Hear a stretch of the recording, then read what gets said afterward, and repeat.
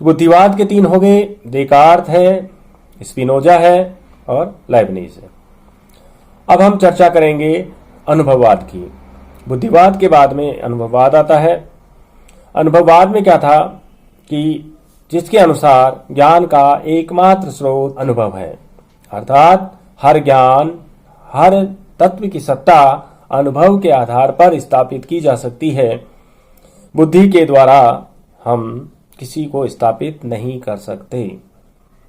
अनुभववाद के प्रवर्तक John Locke थे, इंग्लैंड के निवासी। लॉक ने कहा कि मनुष्य जब पैदा होता है तो एक खाली प्लेट, एक खाली कागज या टेबुला रासा के समान होता है। जैसे जैसे वो संवेदन प्राप्त करता है, उन संवेदनों से उसके मस्तिष्क पटल पर ज्ञान की रश्मियां, ज्ञान के अनुभव अंकित होते जाते हैं। और जैसे जैसे हम अनुभव प्राप्त करते हैं, वैसे वैसे हमारा ज्ञान भी जो है परिष्कृत होकर के निखर के आता है। लॉक ने कहा कि मनुष्य जब जन्म लेता है तो उसे किसी चीज का ज्ञान नहीं होता। अग्नि के संपर्क में जाता है, 1-2 बार जलता है तो उसे ज्ञान होता है कि अग्नि जलाती है। कहने का मतलब ज्ञान के 2 स्रोत हैं, एक संवेदन है और एक स्वसंवेदन।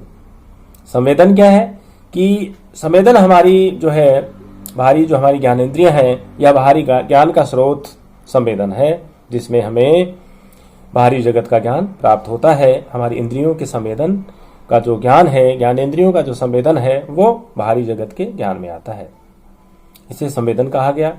स्वसंवेदन क्या है कि हमें किसी व्यक्ति के आंतरिक मन का ज्ञान, उसके सुख का, दुख का, जो अन्य मानसिक जो अनुभूतियां हैं, आंतरिक जो पीड़ाएं हैं, उनका ज्ञान हमें स्व संवेदन अर्थात मन के द्वारा होता है, इसलिए इसको स्व संवेदन कहा गया।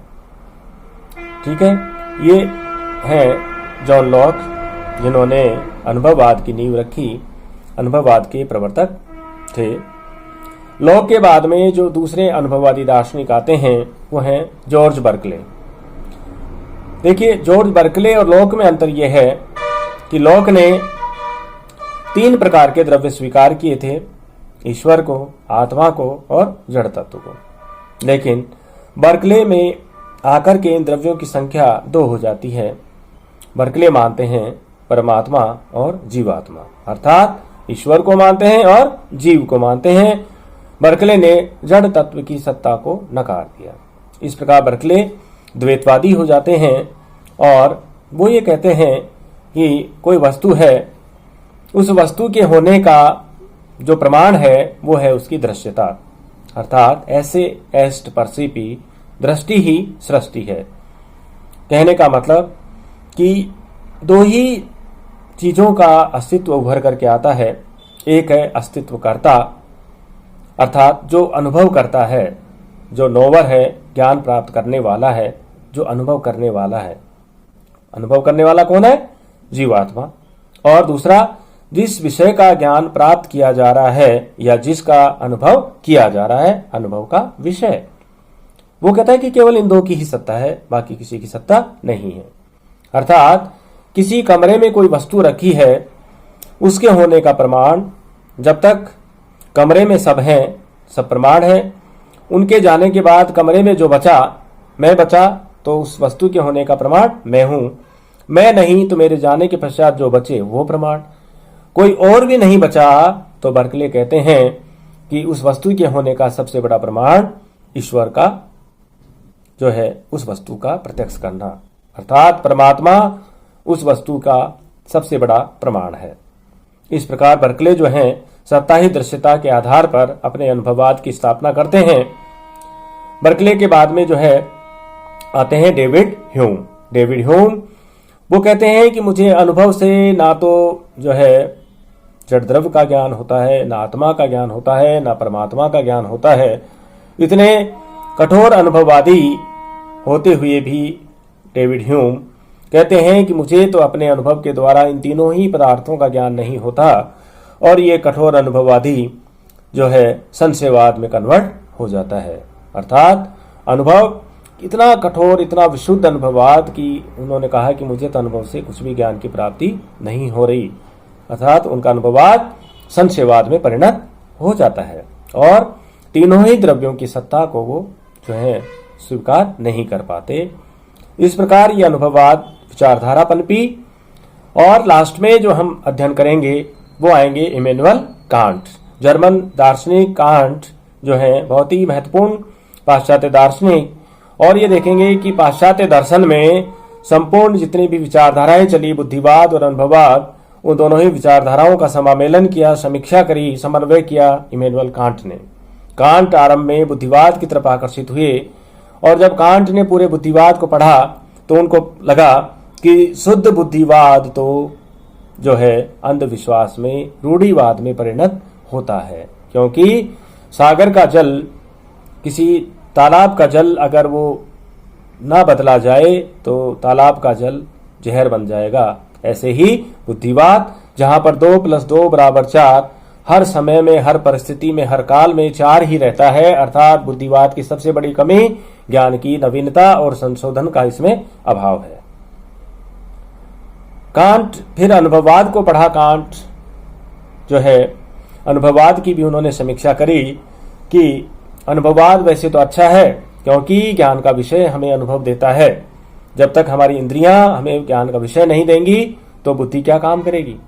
लेकिन उन्होंने कहा कि विशुद्ध अनुभववाद भी संशयवाद में परिणत हो जाता है। वो पहचान नहीं पाता कि कौन से तत्व को मानूं और कौन से को ना मानूं। दोनों ही विचारधाराओं का कांट ने समीक्षा किया और ये निष्कर्ष निकाला कि ज्ञान की प्राप्ति में अकेली ना बुद्धि सक्षम है, ना अकेला अनुभव सक्षम है, अपितु ज्ञान की पूर्ण प्राप्ति में जो है बुद्धिवाद और अनुभववाद दोनों विचारधाराओं का बराबर योगदान है, क्योंकि ज्ञान का विषय हमें अनुभव देता है, लेकिन उस बिखरे हुए संवेदन और उस बिखरे हुए अनुभव को ज्ञान का रूप प्रदान करती है बुद्धि। कांट कहते हैं कि इन बिखरे हुए संवेदनों को व्यवस्थित और संबंधित करने का कार्य बुद्धि की कोटियां करती हैं। बुद्धि की कोटियां क्या है?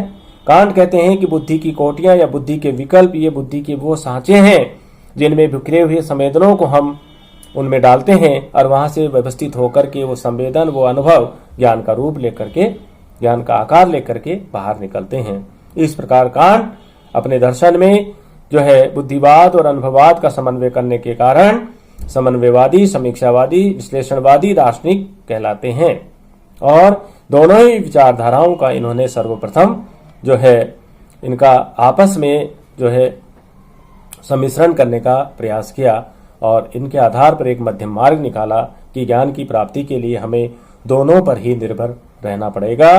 बुद्धि को भी उतना ही महत्व देना है और अनुभव को भी उतना ही महत्व देना है। किसी एक विचारधारा को अपना करके पूर्ण ज्ञान की, सत्य ज्ञान की, यथार्थ ज्ञान की प्राप्ति करना मुनासिब नहीं होगा, संभव नहीं होगा। तो बच्चों, ये एक जो है ना, ये कहें कि एक व्यू रचना है या एक जो है हमारे पाश्चात्य दर्शन की रूपरेखा है कि हमें अपने जो है बीए के अंदर हमारा जो पाश्चात्य दर्शन का जो पेपर है उसमें हमें किन किन अध्यायों के ऊपर चर्चा करनी है, हमारे पास कौन कौन से थिंकर्स हैं। तो सबसे पहले 3 ग्रीक दार्शनिक, फिर 2 मध्ययुगी दार्शनिक, है ना, और फिर 3 बुद्धिवादी, 3 अनुभववादी और 1 जो है समीक्षावादी कांट। तो इस प्रकार से ये सारे जो हैं चिंतन और चिंतक हमें पढ़ने हैं, तभी हम पाश्चात्य दर्शन को समझ पाएंगे और तभी हम इसके बारे में कुछ जान सकते हैं। तो इसको आप बिल्कुल अच्छे रूप से इसको पढ़ें, सारे जो हैं थिंकर्स को समझें, उसके बाद में आप जो हैं फिर किसी निष्कर्ष पर पहुंचें कि पाश्चात्य दर्शन भारतीय दर्शन से अलग हट करके नई विचारधारा प्रस्तुत करता है। विज्ञान और गणित को आधार बनाते हुए दर्शन को जो है विवादों के अखाड़े से मुक्त करना चाहते हैं और कहाँ तक सफल हुए ये इसके अध्ययन के उपरांत ही स्थापित हो पाएगा। तो इसको आप बिल्कुल जो है सही रूप में तैयार करें। पाश्चात्य दर्शन इंटरेस्टिंग सब्जेक्ट है और इसमें पढ़ने में आपको आनंद की अनुभूति होगी, है ना। एक नया जो है ना बिल्कुल ट्रेंड से हट करके, भारतीय दर्शन से बिल्कुल अलग हट करके विशुद्ध तार्किक रूप में आपके जो है इसको पढ़ना है। तो अपने आप ये कॉन्सेप्ट इसके समझ में आएंगे और इस ऐसा कुछ नहीं है जो आपके समझ में नहीं आए। बड़े मन से ध्यान से इसको तैयार करें। धन्यवाद।